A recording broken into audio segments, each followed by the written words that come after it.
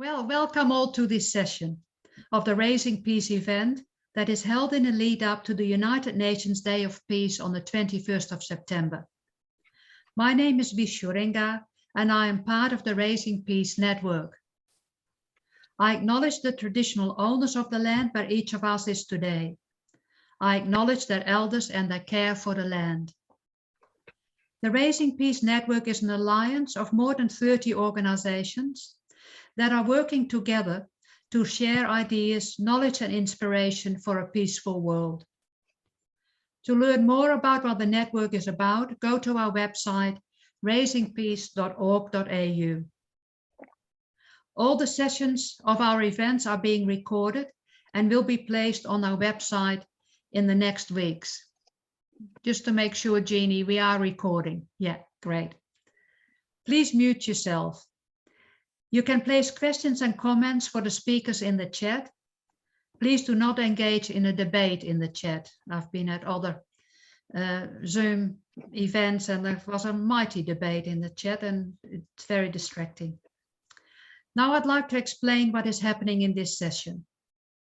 The film Mothers of the Revolution is a documentary about the Greenham Common demonstrations organized by women in England in the 1980s. Over the 8 years, tens of thousands took part, some for one day, some for many years. The film also includes historical footage of the world politics at that time. The demonstrations were against the placing of nuclear missiles on the Greenham Common in central England. This was the time of the Cold War. 3 of these women who were at the Greenham Common, out of the tens of thousands, are on our panel tonight. We are delighted that the director of the film is also able to be with us. I hope you have been able to watch the film. If not, listen in and watch the film later. First, the 3 women who were there will speak about their experiences and the longer-term impact of participating in the demonstrations. Then I will read a short reflection from a woman who was to be part of the panel tonight, but had to cancel. Then the filmmaker will speak. After we have heard from each other, I hope we will have a more free-flowing discussion about the Greenham Common experience and also its relevance for today's activists. Your questions and comments in the chat will be included. Soon after 8, a singer will sing some of the songs from the Greenham Common. You can sing along, but stay on mute. If you are not on mute, the singing will become one big muddle. So only one person on Zoom can sing. And now to introduce the speakers further. All have long and impressive bios of lives full of action and activism.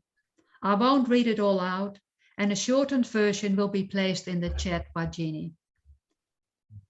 There's Rebecca Johnson. Rebecca, can you just wave? Yeah. Who is joining us from England. She lived in tents at Greenham for 5 years and was one of the main organizers. She continued her activism against nuclear weapons in different ways and is part of the ICAN team that brought about the UN Nuclear Ban Treaty in 2021. Rebecca is in the film. Jasmine Paget, joining us from the Blue Mountains. She was at the protest for 1 day and joined other protests in London at that time. Then there is Solde Ishtar, joining us from Sydney. She lived at Greenham on and off for 4 years.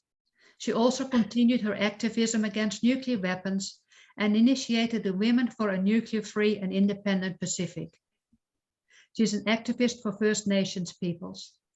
Sol is also in the film. And then there's Briar March. Can you give us a wave? She's joining us from New Zealand, and she's the director of the film Mothers of the Revolution. The 6 films are diverse, but grounded in a passionate desire to connect, foster debate, and inspire social change. The first film was launched in 2004, and she has won many awards. So to start our discussion, Rebecca, can you start with describing your experience? Thank you so much, and thank you for inviting me here. And before I start, I just really want to pay tribute to all the many, many, many thousands upon thousands of women that got involved with Greenham and came to the camp, through the camp, or took Greenham home, and in some cases never came to the camp, but still took Greenham and our demands to abolish nuclear weapons back home or into their towns and places that they live, and really made it into the massive movement, the massive feminist disarmament movement that Greenham became. We couldn't have done it without every single one of you and your daughters and now granddaughters. I also want to remember that as we were commemorating 40 years of the walk to Greenham from Cardiff in Wales,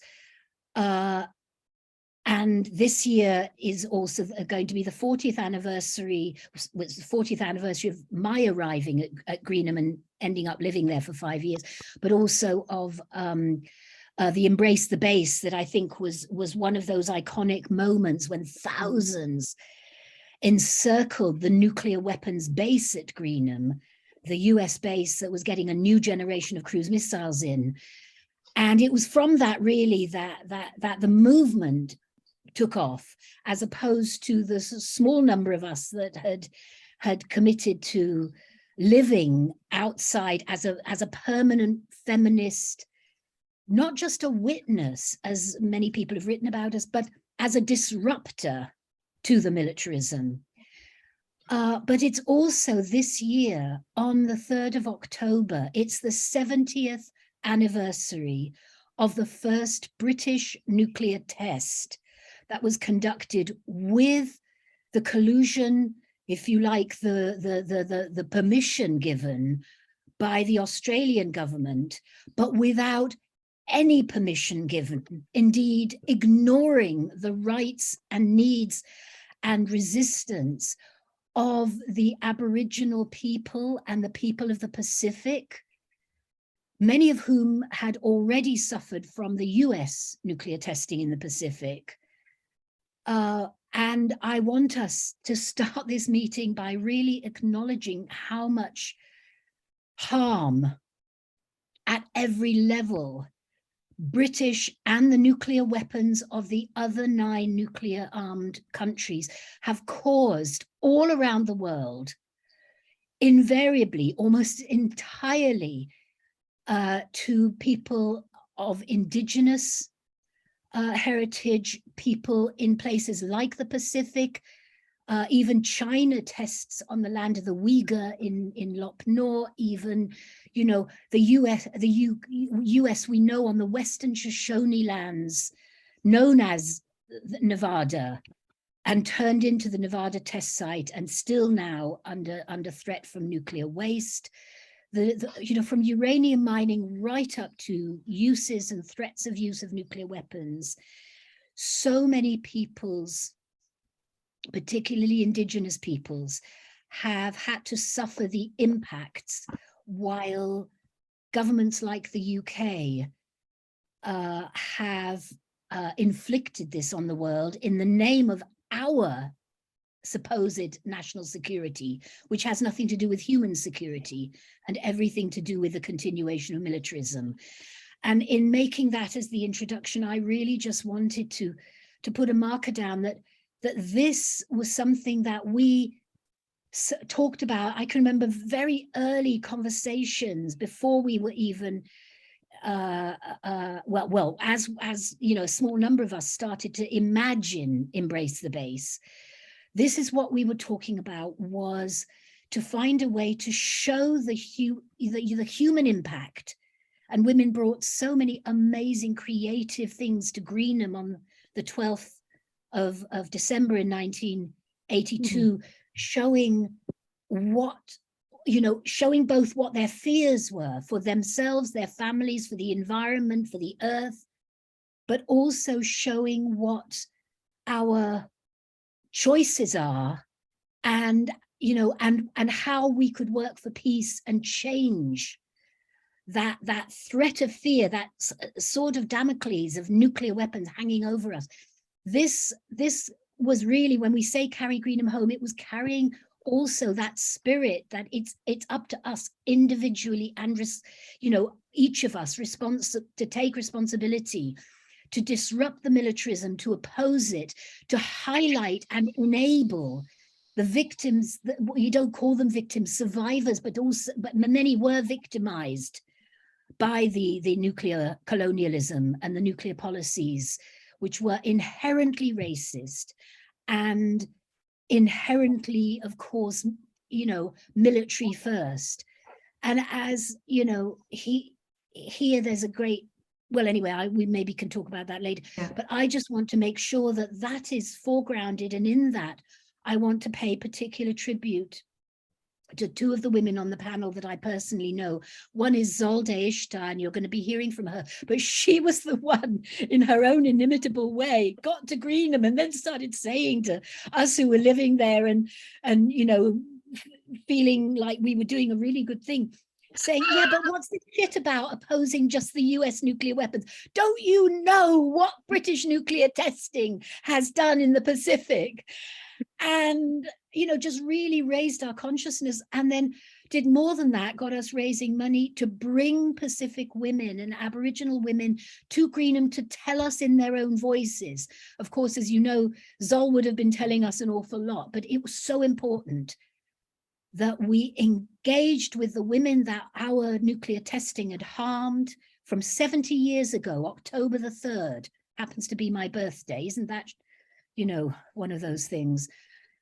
And also I want to pay tribute to Briar March, because, a lot of us from Greenham had really gone on with our lives in all kinds of ways. I was unemployable at the end of Greenham, so what I tried to do was find a way to stop nuclear testing next, after getting the treaty that did allow us to leave Greenham, because it was taking those cruise missiles out of the particularly dangerous war-fighting weapons out of Greenham, and sending, actually, breaking the missiles apart and ending that through the INF treaty. And we feel that women all over the world had played a major role in stigmatizing and refusing to accept and disrupting the militarism associated with the nuclear weapons, not only of the US and NATO coming to Greenham, but Russian and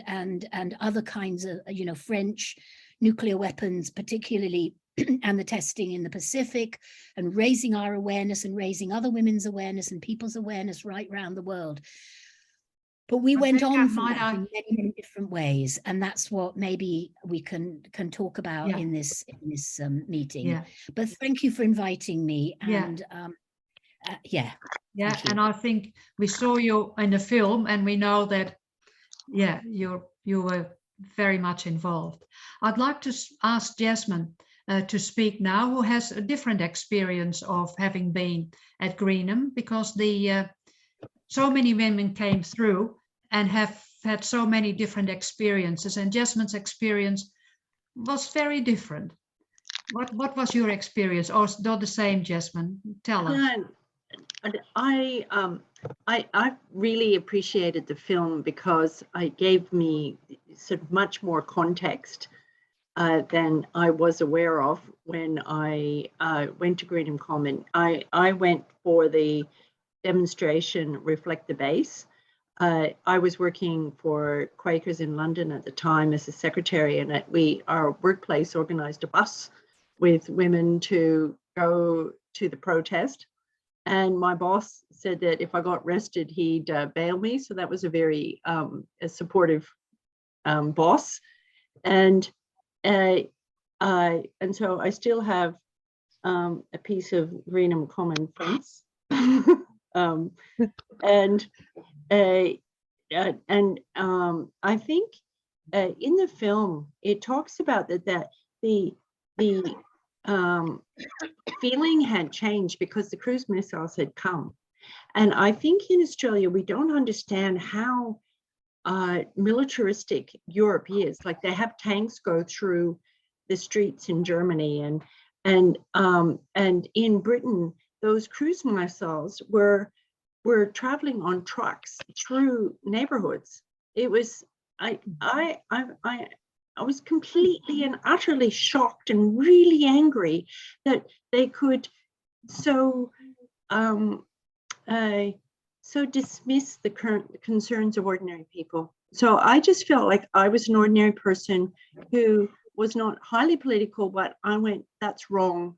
And I want to go and support women who have been doing the hard yards at camping and doing something very much out of their comfort zone, and being arrested and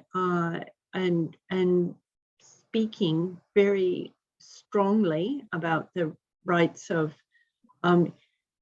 mothers and their children. And I thought that the thing around women's voices was really, really important. I had a friend who'd never ever camped in her whole life, and she went to stay in Greenham Common for 3 months. It was very scary for her, and but women were really motivated and really supported when they got there to stay and not just witness, as you say, but be a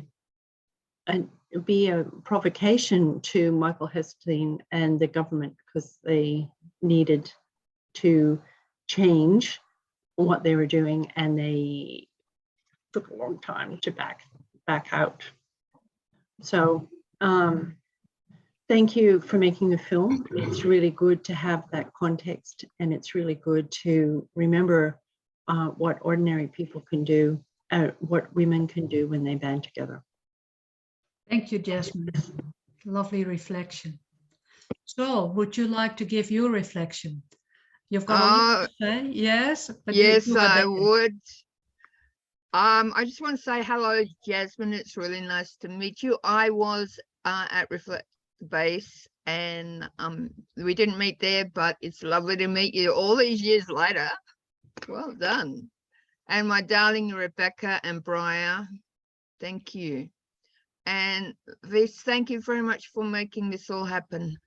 I would like to acknowledge that I am sitting on Wango country, and I pay my respects to the elders. I also specifically pay my respects to Auntie Ali Golding, who welcomed us to country during the first session that just occurred, which was our First Nations session. I also feel very honoured that on Greenham's behalf, that the organisers of this conference decided to put Greenham second. That's very wonderful. I think it is pertinent to today. So that's great. I'd like to also pay my respects to the Guguja and Ngāti women out in the Great Sandy Desert who grew me up for 20 years. I arrived at Greenham on a bicycle, riding through Australia and then East and West Europe at the height of the Cold War with the World Bike Ride. Before I left Australia, I saw the Greenham women dancing on television. They were dancing on the missile silos. Sorry, it still makes me cry today. And I decided then, I just knew then, that that's where I was going to live. And if I had my way, I would be living at Greenham still today. It was the most wonderful thing. Jasmine, you mentioned the hard yards and the, people, women living out of their comfort, but Greenham's the best place I ever lived. And yes, and women like you coming down made that possible, because it's about all of us.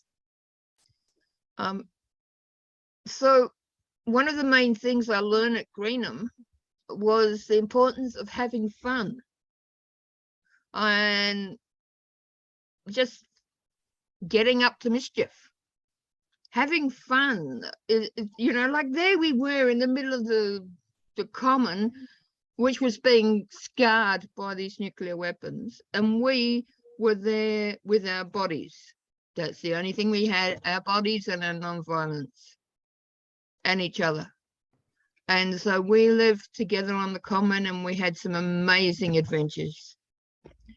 None of, not very many of them I can talk about. I would just like to talk about the horror of living in a place where you were constantly aware of Armageddon, and where every now and then, in the middle of the night, the US military would chuck all their kids who lived inside the base into buses and drive them and their families out in the middle of the night, and none of them and none of us knew whether it was real or not. We didn't know if the world was ending. I came to peace with that. I thought, well, if the world's ending, I'd like to sit here. I'd like to go, be one of the first to go. But to see the horror on those kids' faces, and that's what they did to their children. So yeah, it was the fun. The fun kept us sane. The fun let us know that we could do the absolute impossible, and women did. That Rebecca Johnson you've got there, she was one of the mainstays at Greenham, and been there for years. And then when Greenham closed, they took away the weapons and Greenham closed. She picked up Greenham and moved it down the road to Aldermaston, where they're building the nuclear weapons that they dropped on Australia and the Pacific. And so there's still women today meeting monthly. They are Greenham women meeting outside this base, camping outside this base, protesting outside this base. Greenham hasn't gone anywhere. Sometimes Greenham felt far too big and far too hopeless. But when that did, we just found somebody and reminded each other that we were invincible. We were Greenham women.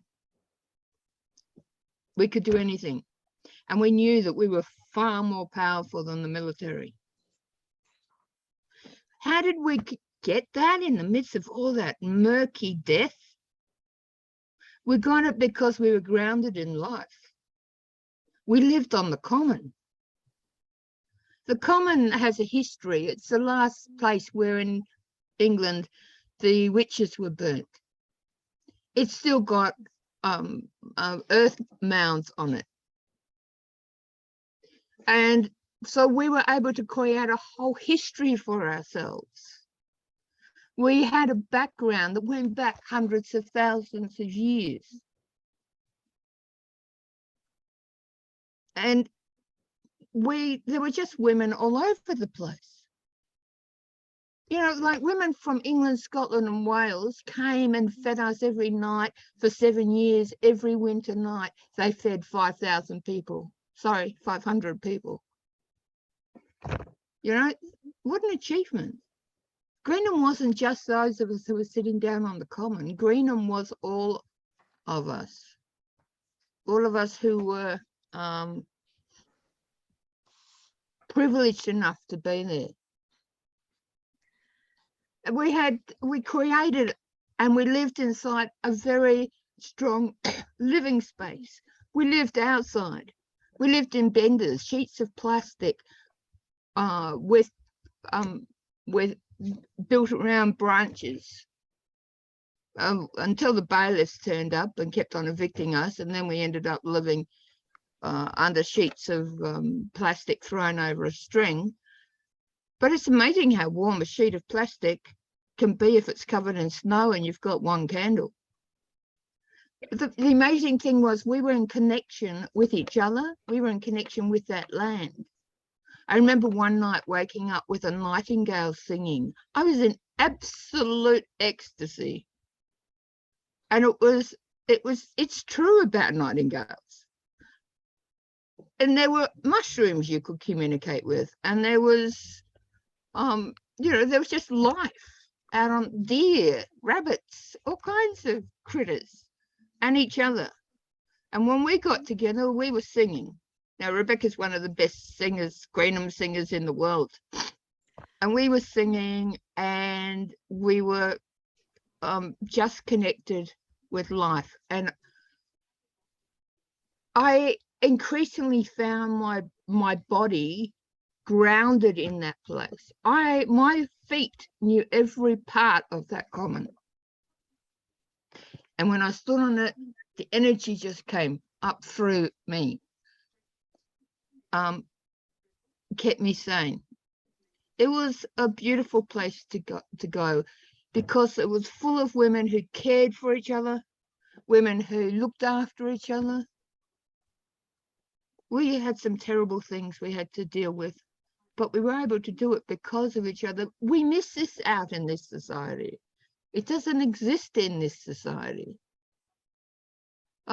I've lived with, since then, I've lived with Indigenous Pacific women's, matrilineal nations. My own, I'm Celtic Irish, so I have a matrifocal background of my own. There's just the strength of women being together and having fun. You know, we painted the gates, we made webs of wool, or covered the whole common with webs of wool. We sang music. Brass bands of women came down from London. We made cups of tea for each other. Every now and then somebody would invite you to go for a walk on the common with them, or sometimes you just go for a walk by yourself. Because it was our common, despite the fact that there were military inside the fence, it was a safe place to be. So can you wind up, then we'll continue with the... Yep, and Yeah. we had so much of a great time there. And I really got into clowning the military and the police. Mm. So I think that's what I want to say for now. Thank you, Sol. Thank you. There are a lot of experiences, and I think watching the film has brought back a lot of experiences. I'd like to read what Sabina Erica, who lives in the Blue Mountains, could not be here tonight, but she wrote a reflection of her time at Greenham Common. I arrived at Greenham in late 1983 by myself and was aware of the negative feelings made apparent by the bus driver when I asked to be dropped at Greenham Common. We were not popular with the locals because they liked the business they were receiving from the American service personnel. I walked up the path in the dark and looked for a light. There was a fire and women around it, and I came in and sat down. A laconic voice said, "There's tea in the pot, help yourself." I learned quickly that because of the vast numbers of women arriving, that the niceties of hostessing were not adhered to. I liked it. I felt welcome in spite of it. I very quickly became part of the scene, lying down by the gate in the path of the arriving vehicles, joined together with other women with wool, like Sol just mentioned, like a vast spider web. The police were puzzled. I took part in a massive action on Guy Fawkes Day. We called the action Black Cardigans, a euphemism for bolt cutters. I went up to London to buy mine as the local shops had run out. The shopkeeper gave me a knowing wink. We planned to spread around the 9-mile perimeter in small groups and have picnics.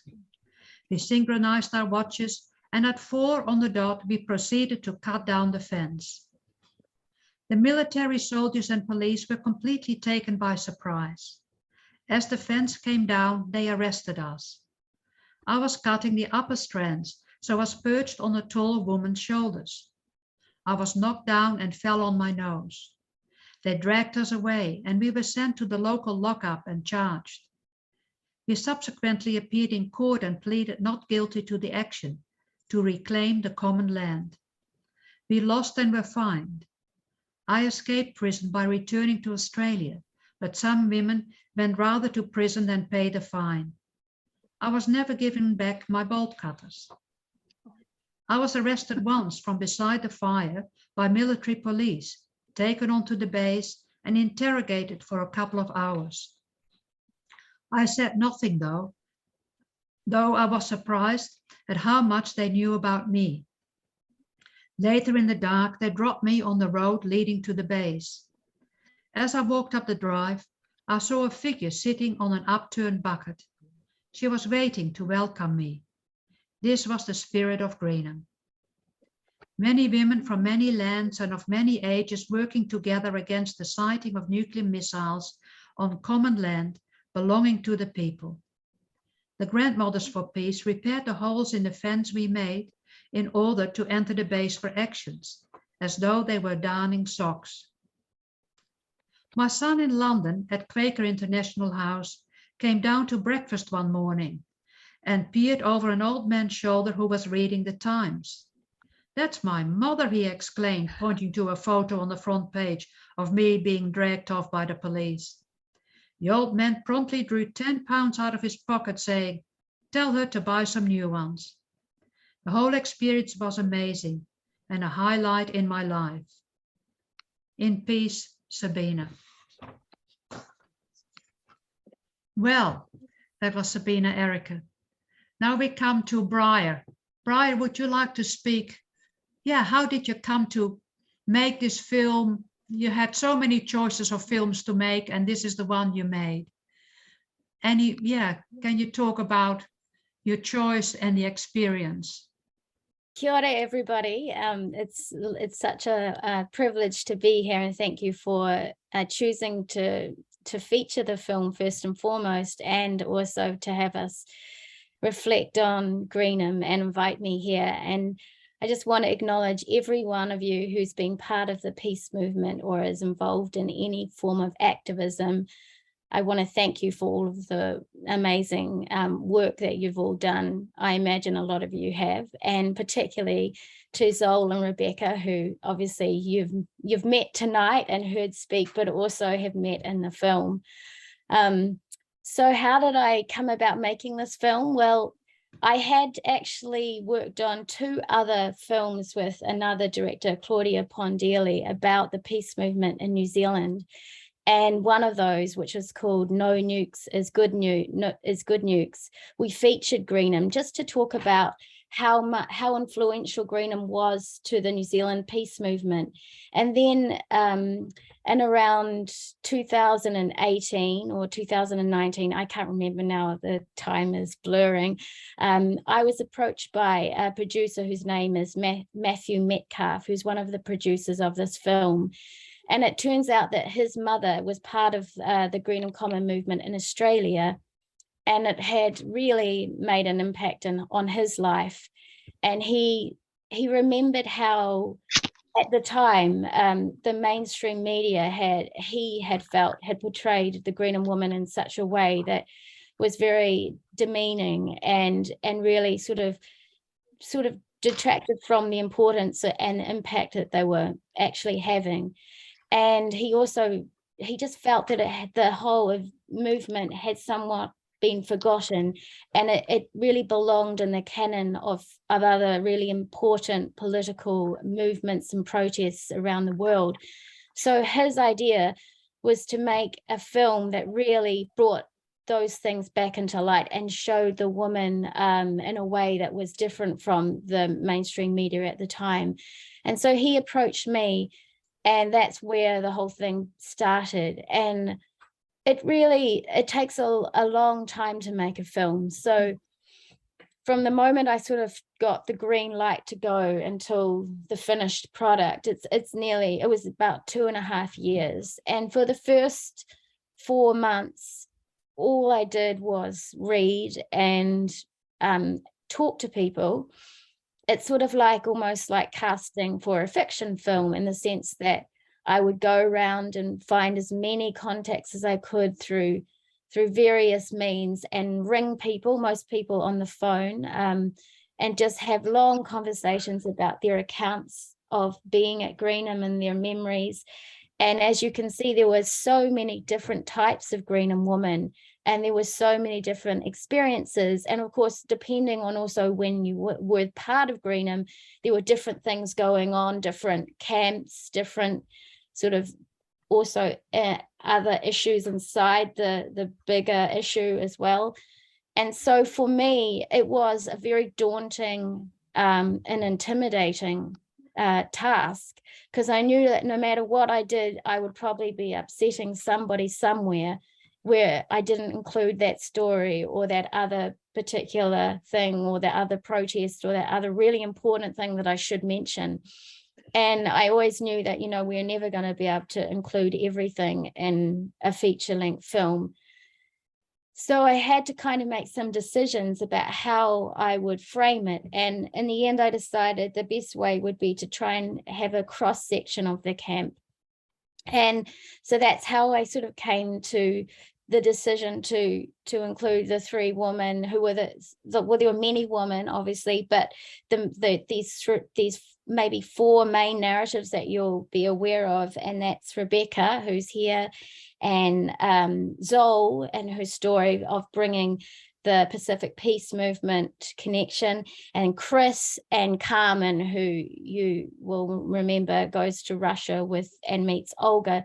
So these are some of the main threads that I decided to focus on. And the other thing that was really important to me is that I wanted to show the personal journeys of these women, instead of just sort of focusing on, say, oh, there was this event, and then there was that event, and then there was this event, and there was this issue, and there was that issue. I felt that it would be more connecting for a feature-length film if we really went inside the shoes of those women and understood how it was for them. So, you know, when we just heard that amazing account from Sabina Erica, is that her name? It was, or maybe it wasn't her, or maybe it was Jasmine who mentioned just someone, or Jasmine's friend who'd never been in a camp, never camped before. Somebody said that. And I was just thinking, oh, that's just a little bit like Chris, when she arrived and she's sort of in the tent and seeing all these helicopters circling around. And yeah, so my decision to really try and get in the shoes of these women, we're choosing scenes like that one where you see Chris coming to the camp for the first time, and how potentially scary it could be for her, having never camped before, and just showing how these things were very formative for so many people, so many women. The experiences had a very formative impact on their lives. And so that's kind of why I chose the direction that I did. And of course, but putting it together was very, very tricky and very challenging. And in terms of the process of that, I had to write these massive timelines of every year from 1980 all the way to, 1990, and try and work out all of the different political things that were happening at the same time as these women's personal stories are unfolding. And then I had to kind of map each person's story into this political framework of, this is when Heseltine did this or got into power. This is when Gorbachev came on the scene. This is when this meeting happened. And so I could try and fit these personal journeys inside this other more historical timeline. And it was important, obviously, for me as well, to create that historical context and weave that in between these other things. And as far as why I felt what the other angle that I wanted to do with the film was to reach a new audience, because I felt that there were obviously a lot of people from a certain generation that would know about Greenham and also will remember the Cold War and understand some of the political events and historical things that were happening around this camp. So they wouldn't necessarily need that same context, but a younger generation, I felt, would need it.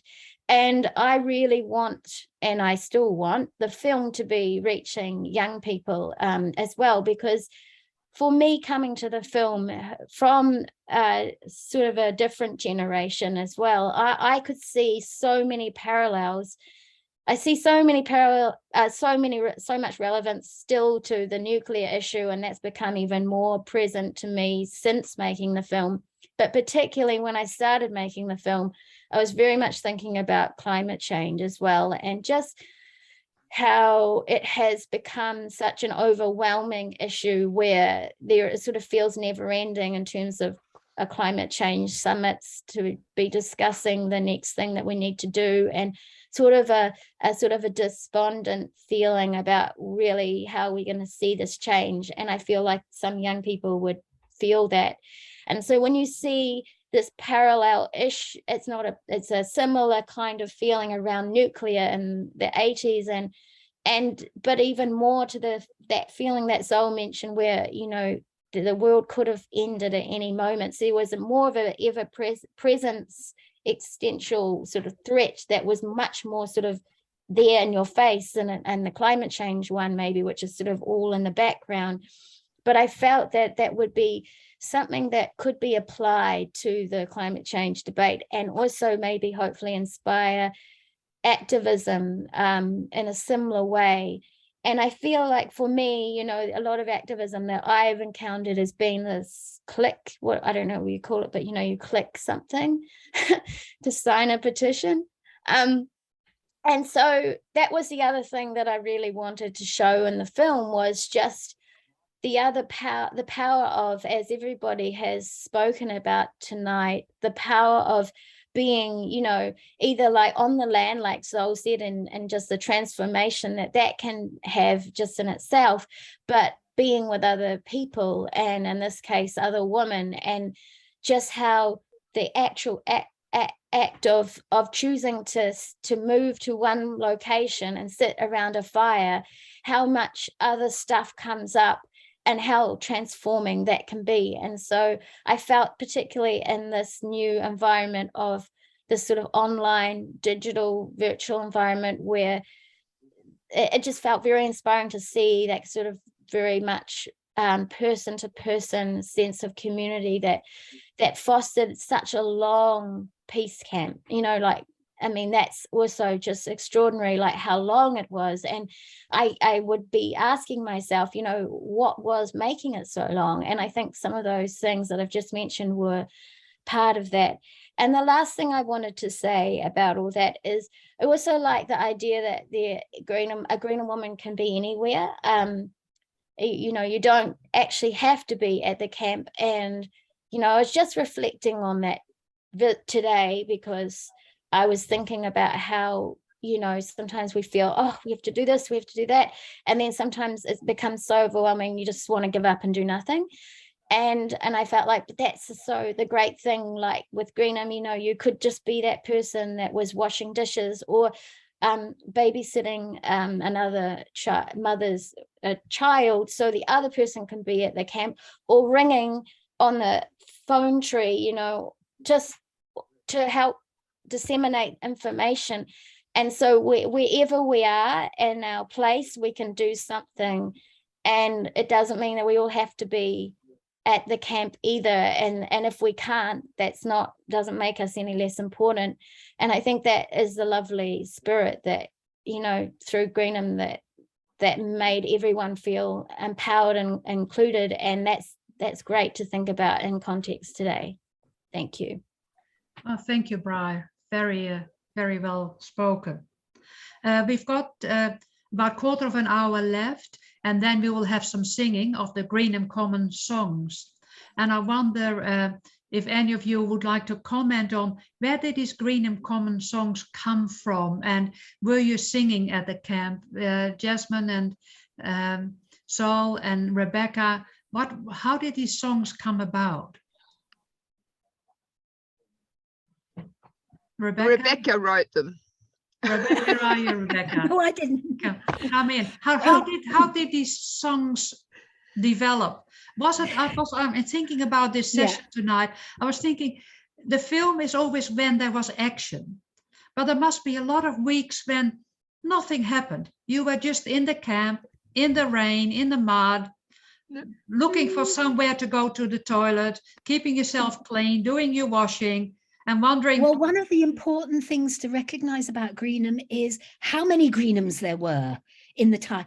You know, when I first went there on my little motorbike, there were just about 15 women at what was called the main gate, because it was the main gate of the base. It later became given the colors of the rainbow for a demonstration. And, you know, and we grew the camp as we needed to, which is how we ended up with camps all the way around with the colors of the rainbow and a number of colors in between. And each of those developed different kinds of personalities. And, you know, it's an interesting thing to think about, sort of how that did. That worked out. But when I first came there, yes, I mean, I was probably one of the main ones that did the singing, and I made up some of the songs early on. And also we used familiar tunes. But Silver Moon, for example, I always will remember what we didn't call it a cocktail party in those days. The cocktail parties are what we do at the Aldermaston bomb factory at least once a year to keep things.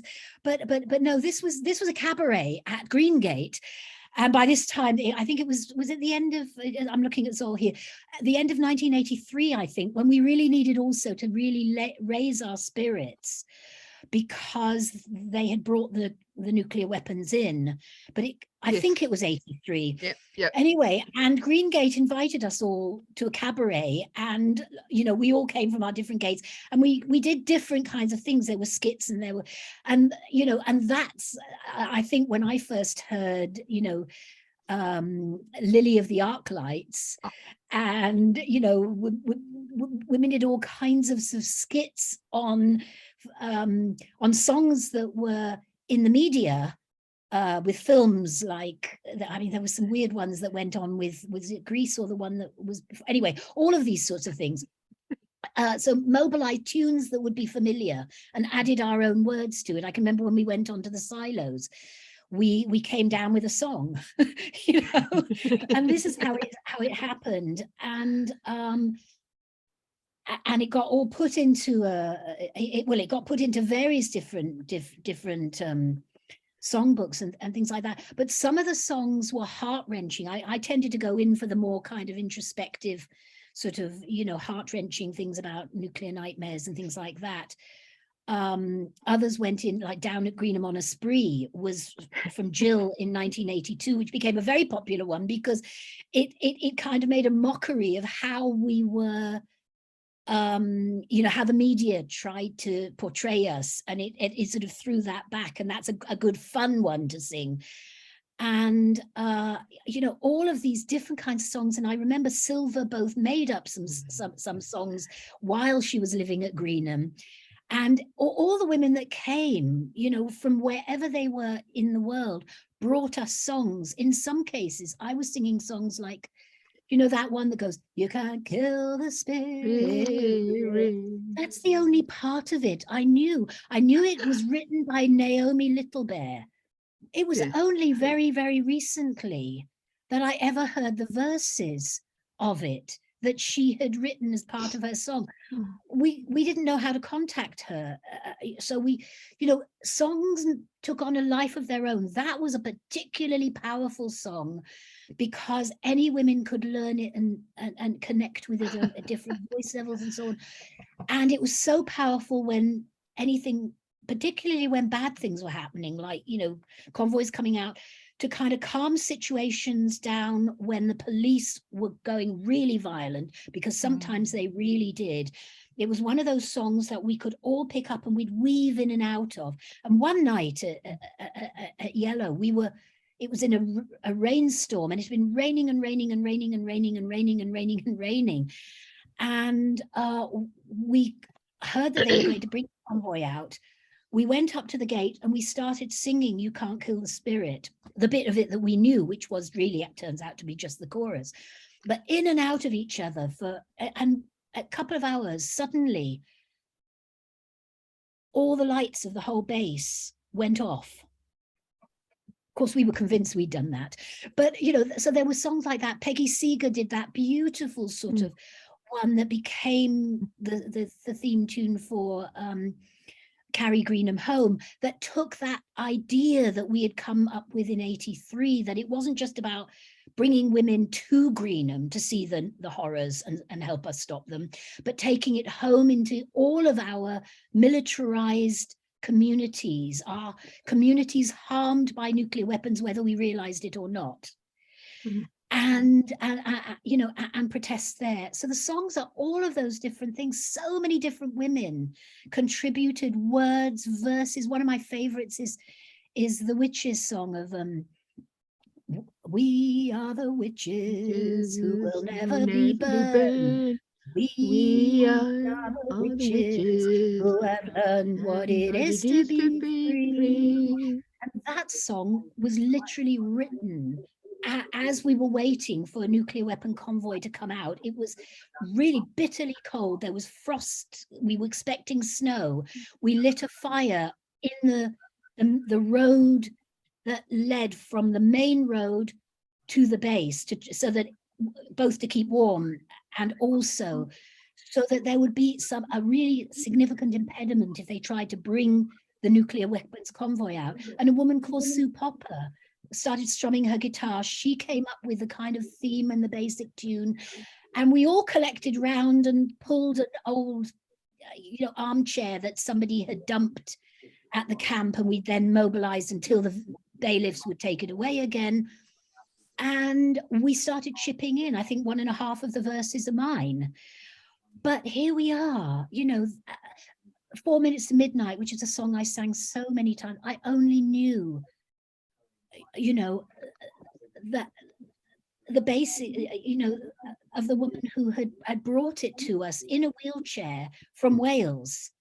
I knew her first name. And I sang that in so many places, as did loads of women. It's a powerful song of 4 minutes to midnight. You can imagine, counts down to when you don't get to say the last words goodbye. This is the wonder of Greenham songs, of just how many different women made them happen, changed them, used them, and continue to use them, protesting about all kinds of things. Sorry, I'm running off now. Yeah, because what I'd like to move to is, now in 2022, Briar already spoke about, what the Greenham Common, what are the messages for this day and age, for the, for the protest movement, for the anti-nuclear movement. What are you holding up there, Rebecca? I can't quite read it. Where's that noise coming from? It's a treaty on the prohibition of nuclear weapons that was Mhm. born in Australia Yeah. with the input from the very beginning of women of the Aboriginal communities, of people of the Aboriginal communities. I particularly got to know a number of the women, want to pay tribute to the doctors and the campaigners and the feminists who founded the international campaign to abolish nuclear weapons. I became involved as a strategist about a year later, but this treaty is what we really have now today, and it is feminist and it is humanitarian. It acknowledges the harm done to Indigenous people and the disproportionate harm to women and girls. This is such an important, it's an important treaty in its own right, particularly now it's entered into force. But it's also a treaty that we have to implement in all our different ways.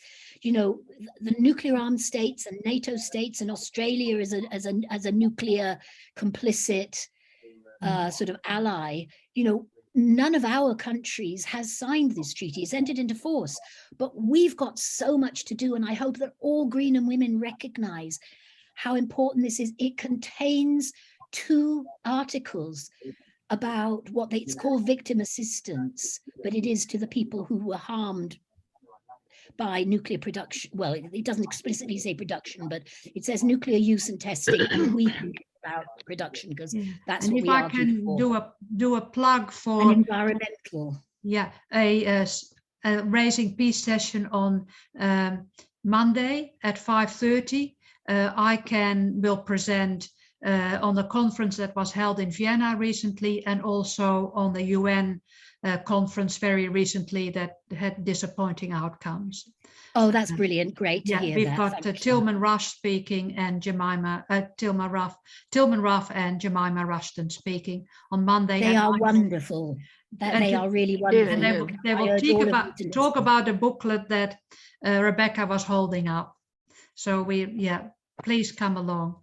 And so, any other comments for the activist movement in this day and age? One of them for me very much is, don't give up. You don't know what the times are doing. You don't know what's happening in the world politics around you. Just keep going. That is my message. What about you, Sol? What is your message? My message is keep on having fun and get up to a hell of a lot of mischief. But one of the things that happened when I got to Greenham was women were still going over the fence because we're non-violent. We're, like we don't do, damage to property. It was a whole conversation that involved everybody at Greenham. And we decided in the end, no, this is more important. We don't touch, we don't cause violence, but we do damage to things that are hurting people. And we jumped over, instead of jumping over the fence, that's when we started cutting it. And yeah, that's really the very important thing, is like keep on pushing the boundaries. But one of the other things is that involve the peoples of the land.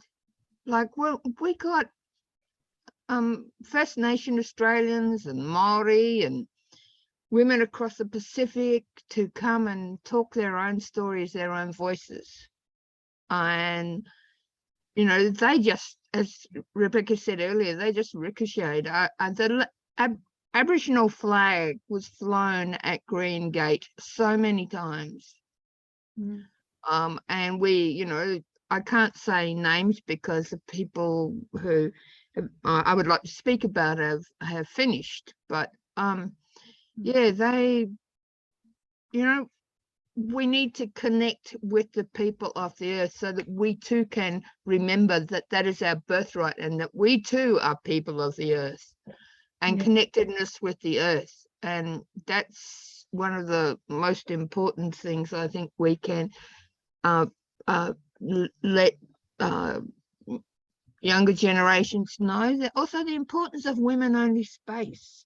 I mean, because we were women, and Greenham did start as a mixed camp, but that the men were sooner or later, Rebecca knows this story better than I do, sooner or later were invited to leave.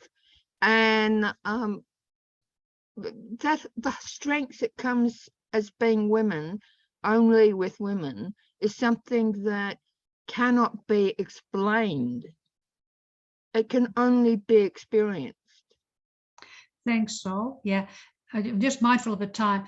Jasmine, any comments for nowadays? What has it left you with for 2022? I think that a small protest movements will always feel like they're not being all that successful. It takes a long time, and yet it's the combined effort that makes a difference, but it's not acknowledged. And this film acknowledges it. It's really important to have this kind of film. So thank you. And Briar, one last comment before we have Genevieve ask a question, and then we'll go to Yvette for the singing. One last comment for you, Briar. I guess for me, what we often look back in history and we see this treaty was signed and this politician said that thing, and then this politician said that thing, and then suddenly we see some change. But along at the same time as that's happening, the grassroots movements are actually having a lot more impact than sometimes we remember or realize. And that's really what I wanted to say in this film, is that the activism from the peace camp and the wider peace movements really was being noticed by politicians and also influencing the decisions that were made. And so we can never underestimate the impact that we're all having. And just like Jasmine said, it might sometimes feel like it's nothing, but when you look back in history, you really do see that it's actually having a role. And so I think that's really encouraging. Thank you. Genevieve, would you Yeah, like? hello, are you hear me? Yes. Would you like to ask a okay. question? No, I want to say just a short comment, if it's possible. I'm very inspired from Rebecca Johnson, who talk about, and from Ishtar, Mrs. Ishtar. So they're very powerful lady, but I'm inspired to work about exactly for the prevent nuclear danger from nuclear weapons, because Bulgaria is very close to the Ukraine. And for me, it's critical important to work for peace, for positive peace, not only in Bulgaria, in Ukraine, if it's possible, in the planet. Because like a woman, for me, it's my spiritual responsibility. From you, I'm inspired to do this. Thank you for attention. Thank you very much, speaking to us from Bulgaria. Very good. And it's lovely that Raising Peace has this international audience.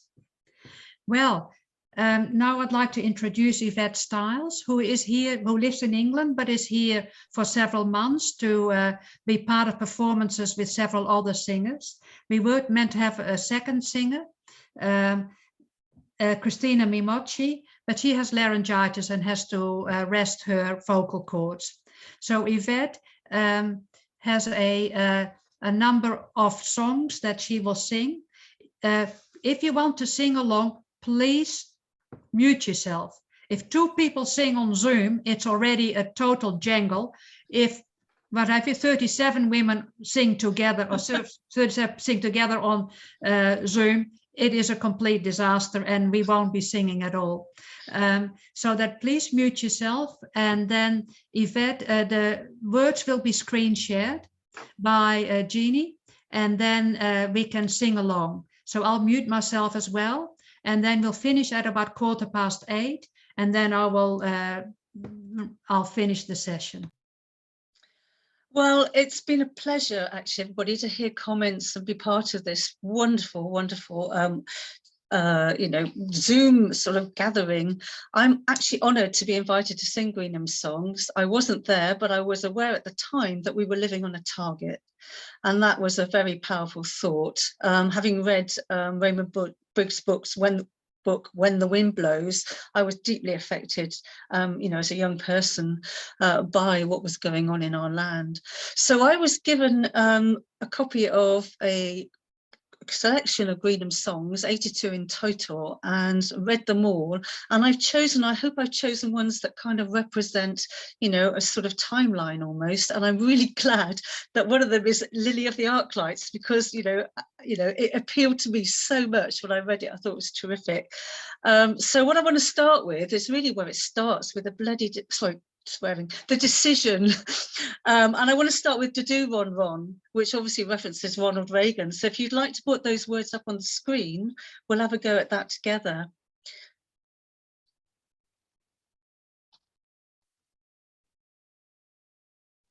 Excellent, thank you very much. So first thing I want you to do is just go la la la la la, get your voices up there. And I'm going to start with I met him in the White House with his Stetson on. Start about there, which is kind of mid-range. So let's go for it. 1, 2, 3, and I met him at the White House with his Stetson on. Do Ron Ron Ron, do Ron Ron. And then he took him to the Pentagon. Do Ron Ron Ron, do Ron Ron. Yeah, it looks so nice with a sacrifice.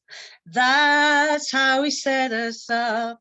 Do Ron Ron Ron, do Ron Ron.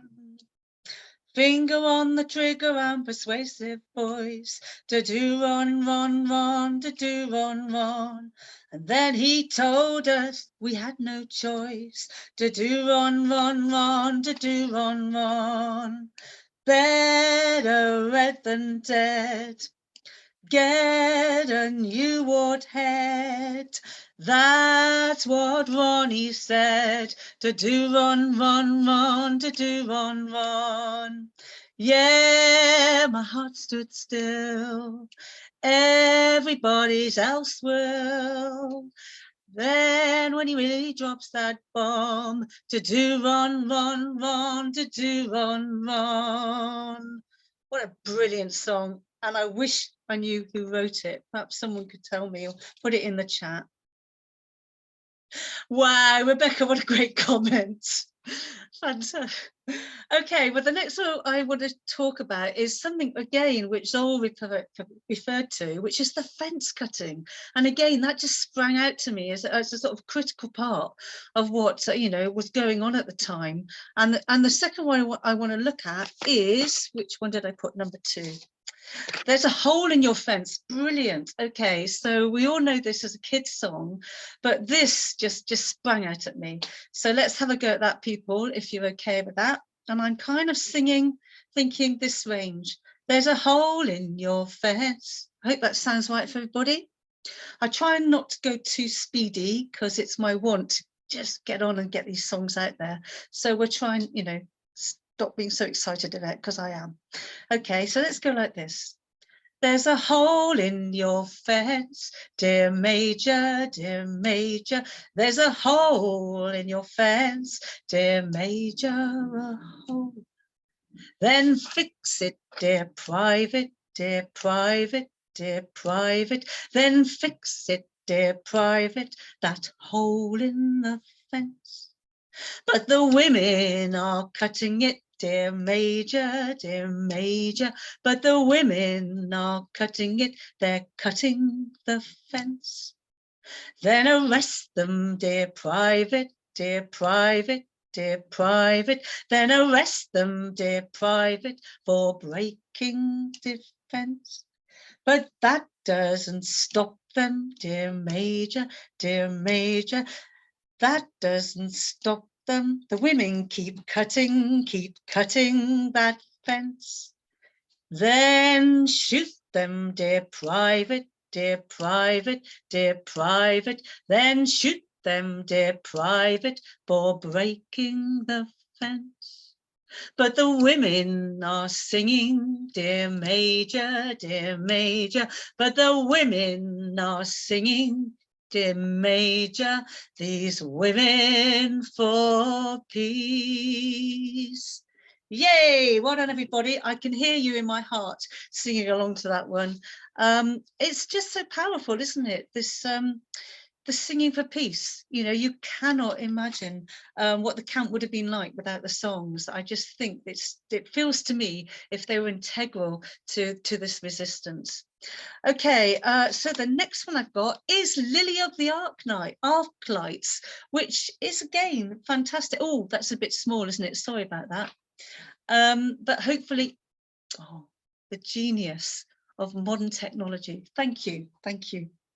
So again, this is another song which I think, you know, for me is one of the best songs in the whole collection, because it's about sisters working together, and I just adore it. So I hope you all know the tune of this one. I'm going to sing it here, if that's okay. Underneath the arc lights. I hope that sounds okay for everybody. 1, 2, 3, and underneath the arc lights by the old green gate, I took out my old bolt cutter, my hands could hardly wait. I snipped towards her, she snipped to me, we both could see the common free. Oh, lily of the arc lights, a snipping in the rain. As we crawled into the base, we held our cutters tight, wondering if the USAF would shoot at us on sight.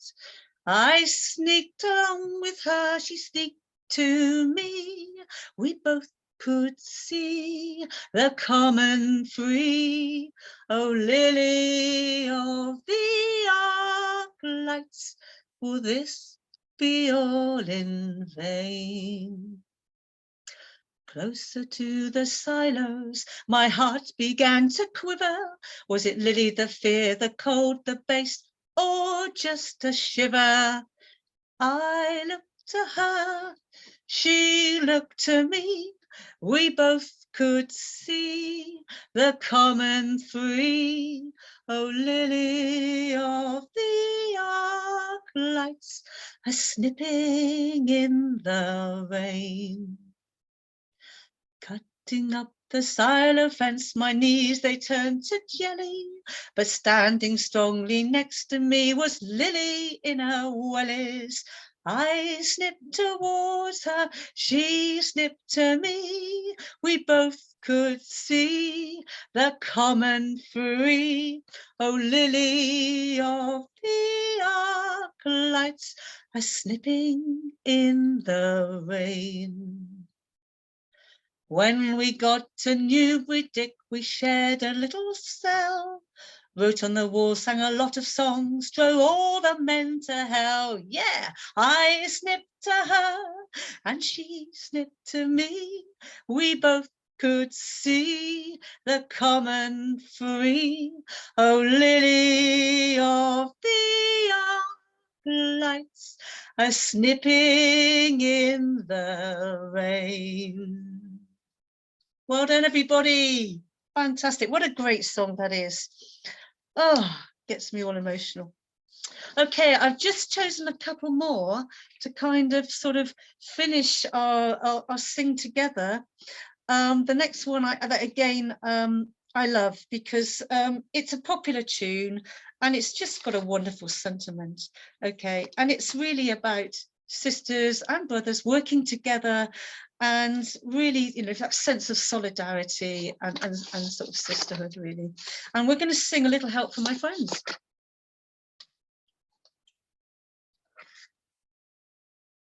Here we go. Lennon and McCartney at their best. Okay, I'm going to sing it here. What would you do if I closed down your base? Are we happy with that one? Here we go. 1, 2, 3, 4. What would you do if I closed down your base? Would you fire silver bullets at me? Lend me your ears and I'll sing you a song, and you'll walk out and link arms with me. I'll bank crews with little help from my friends. I'll stop war with a little help from my friends. What do I do with my family away? Doesn't worry, I'm not alone. How do I feel at the end of the day? I'm worn out, but I'm not on my own. No, I get by with a little help from my friends. I get high with a little help from my friends. Would you believe in a peace that will last? Yet I'm certain we'll make it stick this time. What does it look like, this peace that will last? I can tell you, but I know it's mine.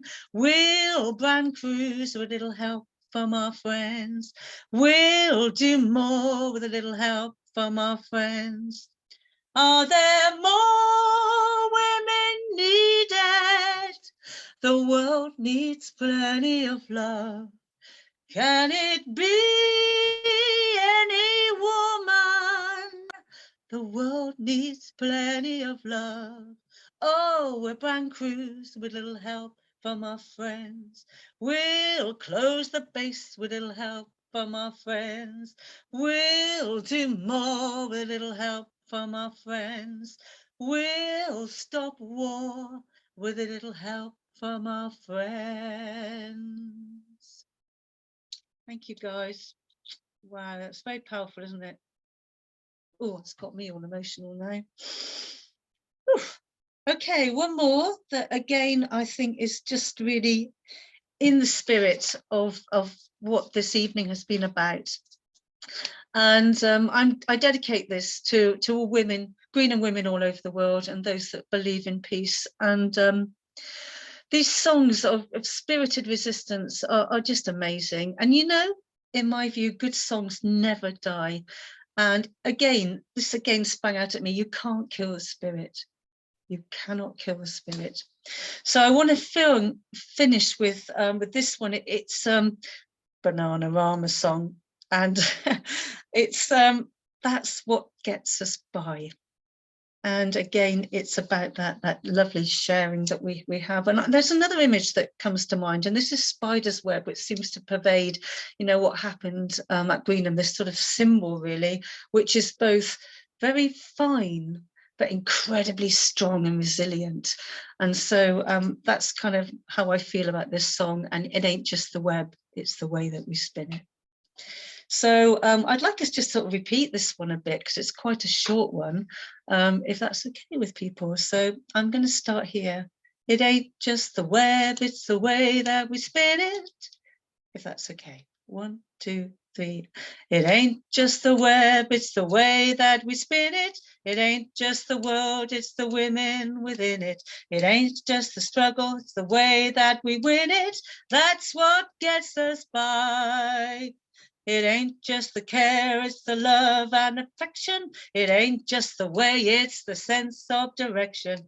It ain't that we're good, we're just bloody perfection. That's what gets us by. Again, it ain't just the web, it's the way that we spin it. It ain't just the world, it's the women within it. It ain't just the struggle, it's the way that we win it. That's what gets us by. Well, it ain't just the care, it's the love and affection. It ain't just the way, it's the sense of direction. It ain't that we're good, we're just bloody perfection. That's what gets us by. Last time, guys. It ain't just the web, it's the way that we spin it. It ain't just the world, it's the women within it. It ain't just the way, it's the struggle, it's the way that we win it. That's what gets us by. It ain't just the care, it's the love and affection. It ain't just the way, it's the sense of direction. It ain't that we're good, we're just bloody perfection. That's what gets us by. Thanks for the honour of doing this, and thanks for your voices.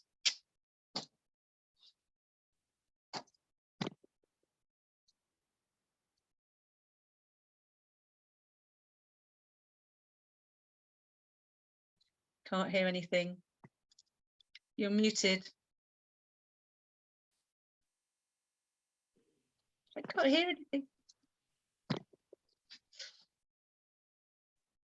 Weiss, you're muted. Somebody must be there. You're muted, Weiss. I'm still muted. And here I'll go again. I'm doing a little plug for Yvette together with Christina and Margaret Walters. They will be singing at an event on Saturday, the 8th of October in Merrickville on the Addison Road performance space. And we're all invited to come along. Well, that's the end of our session. It's a pity it's over, isn't it? Yeah.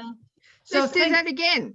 Yeah, thank you very much to Rebecca, Jasmine, Sol and Briar for sharing your experiences about the Greenham Common demonstration and about the film. Thanks, Jenny. And thank you, Yvette, for leading us in the singing, and all the best to Christina, who could not sing tonight. And thank you, Jeannie, for being our tech host. And thank you, audience, for being online, for your interest and participation. The recording of this session will be on the Raising Peace website in the next few weeks, so you can do it all again. There are another 8 Raising Peace sessions in the next few days. We're also promoting several other events, and more events keep on coming to us. It's amazing what is happening around Australia in the lead up to and around the 21st of September, the UN Day of Peace.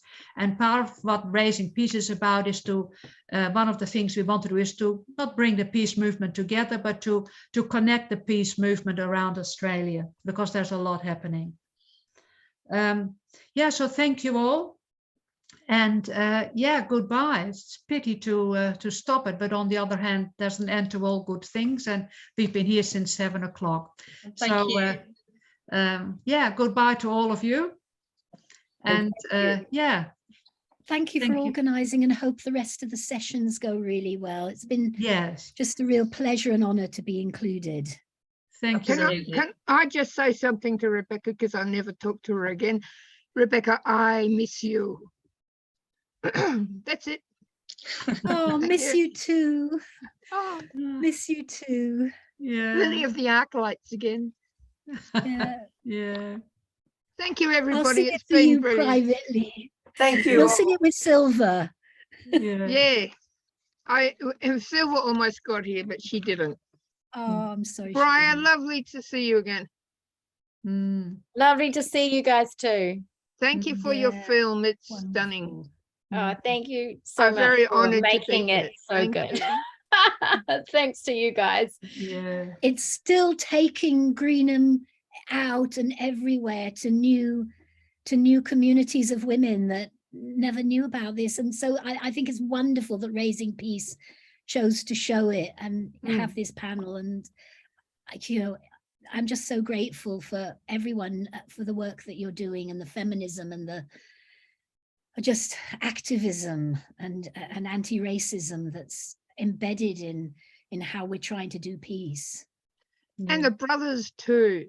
Mm. Yes, let's keep on having women's only space, but the brothers also, there is a place for us all. Oh yeah.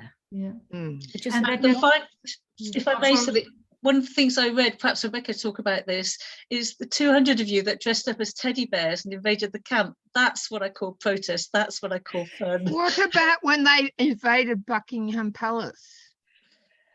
that was 13 of us on the issue of nuclear testing, having had our consciousness raised by women such as you, Zol, and then the raising the money and bringing women from the Pacific and Aboriginal communities.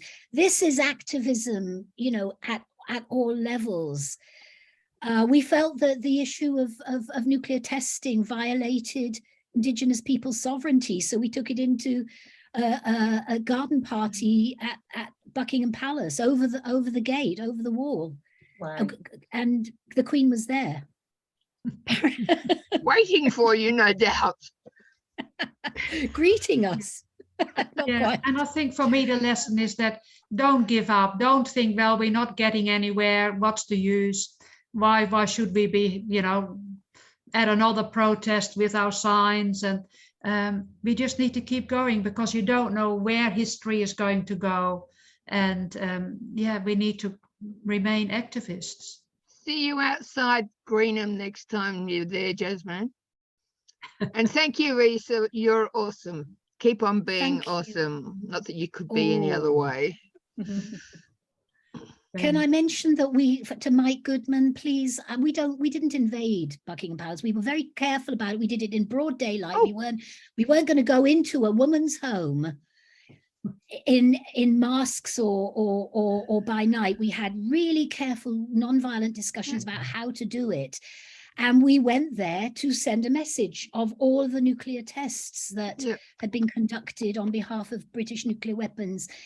And it's just really important to understand that we at Greenham really thought about how we did things non-violently to be disruptive, but to challenge these notions that the only way you can get press coverage and media coverage for what you really believe in is by aping the violence of militarism. So we don't, and we didn't, and we don't want to, and we don't, so please think about it as well. We should put our focus on what we've done invading Australia. I'm sure Mike agrees with that. That's the important part of it, isn't it? That to really take responsibility and make restitution. And that's why it's so important to me that the Treaty on the Prohibition of Nuclear Weapons has Articles 6 and 7 that are about environmental remediation and the victim rights, or the assistance that we are responsible for. But it also eliminate, you know, it bans all the activities that could lead anyone to use or threaten to use nuclear weapons, and it provides for, and we've got to make this work, but it provides the basic principles and ways that we can eliminate the arsenals. This is not, you know, some kind of gesture treaty. This is a treaty negotiated by the UN. And ICANN, that started in Australia, was at the basis of it. And the last speakers were an Aboriginal woman, I'm not sure from which particular part, and a survivor of the Hiroshima bomb when she was 13 years old. And these are the powerful voices that we have learned from, and we keep we keep taking forward in all the work we do. Yeah. Thank you for sharing, everybody, this sacred space. Thank you for making it possible for this to happen, and inviting me to join you. Just to be very clear, Greenham continues. It's just called Aldermaston these days. Thank you for that, Rebecca. She I just put something in the picked it chat, up and moved it and sideways. we will be together with Greenham Women Everywhere on the anniversary weekend, which is, I think, the 10th and 11th, leading into the 12th. We're going to be doing a lot of activities at Greenham with webs and with crows. A lot of activities at Aldermaston, putting webs and crows, weaving them into the fence at Aldermaston that still makes the next generation of nuclear weapons. So anything that you would choose to do commemorating that, commemorate at the same time as Greenham 40 years ago, and embrace the base. Please be protesting the activities that are still going on, that are threatening us all with nuclear arsenals and the use of nuclear arsenals, because they are still going on. We haven't stopped them at all. And bring the treaty into it, because it is important, and bring the recognition of all those who've lost their lives and been contaminated in your own country, and the Pacific and all around the world because of nuclear weapons.